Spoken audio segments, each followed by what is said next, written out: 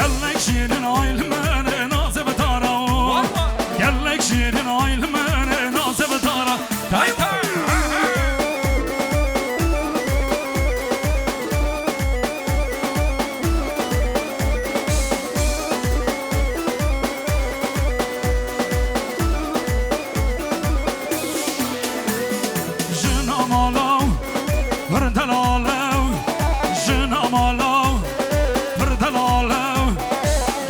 şirin ailmene nazı betara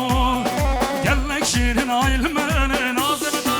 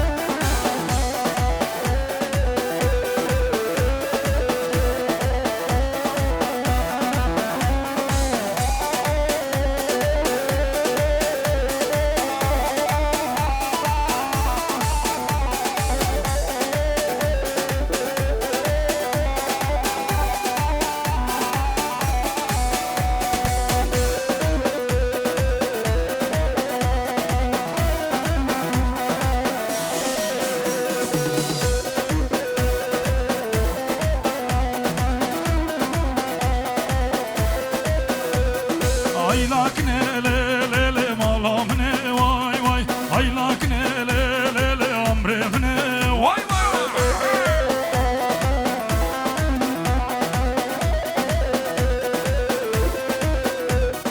Aznak ne le le le nedrezim vay vay Aznak ne le le le nedrezim vay vay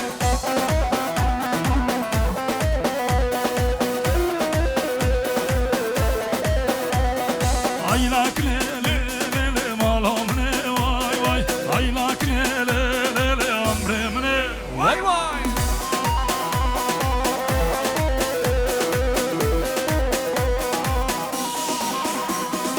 Aylak ne